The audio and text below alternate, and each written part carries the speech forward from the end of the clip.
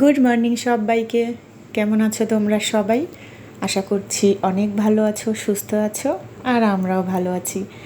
সবাইকে আমার রঙিন ছবিতে স্বাগত নতুন একটা ভিডিওতে। তো সকালবেলা শুরু করলাম, আমার বরমশাই দুধ চড়াই দিছে, তো সেই দুধ থেকেই শুরু করলাম। দুধ চাল দেওয়া শুরু করে দিছে, আর এদিকে চা করে রাখছে আমার জন্য। তো সেইটা এখন সে গরম করলো। চাটা কিন্তু অনেক সকালে করছে। ওই যে বলি না, আমার জন্য সকালবেলা সে ডিম সেদ্ধ চা এগুলো করে রাখে, কারণ চা মা খায়, ও খায়, আর ডিম সেদ্ধ আমি আর আমার ছেলে খাই। তো ছেলেরটা খাওয়া হয়ে গেছে, আর এই দেখো আমাকে সুন্দর করে গুছাই দিল। তবে আমি কিন্তু ঘুম থেকে উঠেই ব্রেকফাস্ট করছি না। আমি ঘুম থেকে উঠে সমস্ত বাসি কাজ কমপ্লিট করে পূজা দিয়ে তারপরে এখন চা নিয়ে বসছি। আমার কিন্তু পূজা দেওয়া দেখো হয়ে গেছে, এই যে পূজা দিয়ে নিছি। তো আজকে বেশ অনেকটা পর চা খাইলাম, এখন প্রায় 10:30 মতো বাজে। এতটা সময় পর চা খাচ্ছি। আর আমার বরমশাই আর মা খাইছে প্রায় এই 7টা 7:30টার মধ্যে। কারণ হচ্ছে রাধা দিদি অনেক সকালে আসে তো মাকে পরিষ্কার করতে, ওই সময়টা আমার বর উঠে, তো উঠে চাটা করে মা আরও খাই। ওই জন্য আমি তো অত সকালে উঠি না, এই জন্য আমার চাটাও সে করে রাখে। কি কপাল বলো, এইরকম বর যদি সবার হতো, যে সকালবেলা চা করে ঘুম থেকে উঠে বউকে খাওয়াতো, কি ভালোই না হতো। তো যাই হোক, এই যে একটা বিয়ের কার্ড দেখাচ্ছি, একটা বিয়ের নেমন্তন্ন পাইছি, ভীষণ খুশি, বেশ ভালো। আমার তো নেমন্তন্ন খাইতে অনেক বেশি ভালো লাগে। তো এদিকে দুপুরের সমস্ত গুছাই নিয়ে যে রান্না চড়াই দিছি।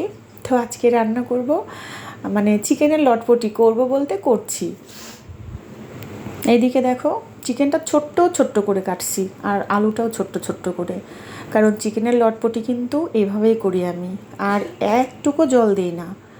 আলুটা ভাজে রাখে দিই, দিয়ে তারপরে মশলা কষাই, মাংসটাও ভাজি করে রাখে দিই, দিয়ে মশলাটা থেকে যখন তেল ছাড়ে তখন আমার লটপটিটা হয়ে যায়।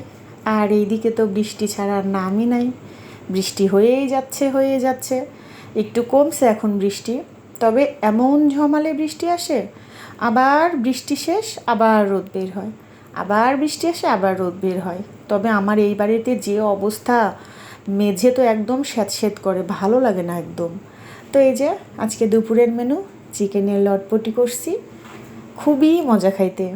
আর করছি হচ্ছে চচ্চড়ি, আলু বেগুন মূলা আর পটল পেঁয়াজ দিয়ে একটা চচ্চড়ি, আর ছিল কালকের পুঁই শাক। তো এটাই হচ্ছে আমাদের দুপুরের মেনু। তারপরে চলে আসলাম বিকালে। গুড ইভিনিং সবাইকে। তো আজকে জানো, বড়মশাই গ্রামে গেছে, আসার সময় এই যে মোগলাই নিয়ে আসছে। মোগলাই আমার আর আমার ছেলের ভীষণ পছন্দের। তো আমি তো জানতাম না, আর আমার বড়মশাইও জানতো না আমিও আজকে খাবার বানাচ্ছি। আর আমি আজকে বাড়িতে বানাইছি হচ্ছে ঘুগনি, যেটা আমার ছেলের ভীষণ পছন্দের, আমার বরেরও। তখন আমার বর বলতেছে ঠিকই আছে, তো এখন এইটাই খাও। তো আমি তো মানে মোগলাই নিয়ে বসে গেছি, আমি তো ওইটা পছন্দ করি, চা দিয়ে খাবো। আর এদিকে ছেলেকে দেখো দিয়ে দিছি একটু, তো ঘুগনি এত পছন্দ করে ওকে দিয়ে দিছি। তো তাড়াতাড়ি করে সমস্ত কিছু গুছাই দিচ্ছি, কারণ আমি চাটা খাইয়ে বের হব কেন, যাব হচ্ছে বাড়ির গৃহপ্রবেশের পূজার বাজার করতে। আমারও এখন এতদিনের অপেক্ষার অবশেষে বাড়িতে পূজা, আমার বাড়ির গৃহপ্রবেশের পূজা। ভীষণই খুশি। তবে রেডি হয়ে নিছি, আর বৃষ্টি, রাস্তায় বের হয়ে দেখি বৃষ্টি পড়ছে। তবে যাই হোক, মোটরসাইকেল নিয়েই বের হব। একটু বৃষ্টি কমছে, তখনই বের হলাম বরের সাথে। বের তো হতেই হবে, কেনাকাটা শুরু না করলে হবে বলো। তো এই যে আমি আর বরমশাই বের হয়ে গেলাম, আর দেখো এত বৃষ্টি হয়েছে, সন্ধ্যার সময় রাস্তায় জল জমে গেছে। তো এইদিকে চলে আসলাম, এই যে দেখো কেনাকাটা শুরু।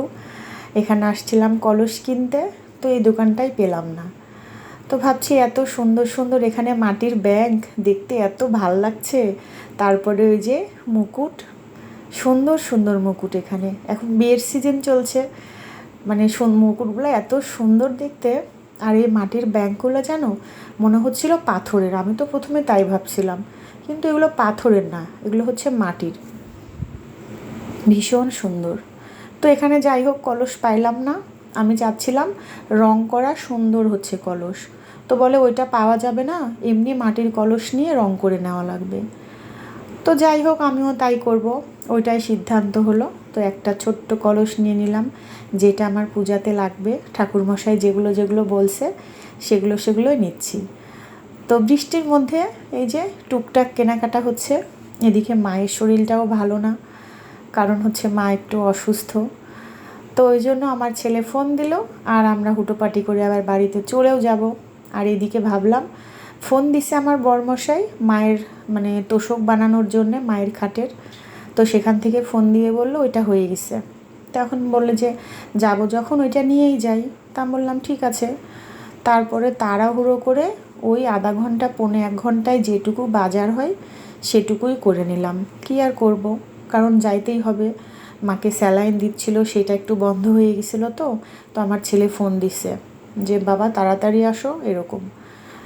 তো সবাই খুব ভালো থেকো, সুস্থ থেকো। Good night.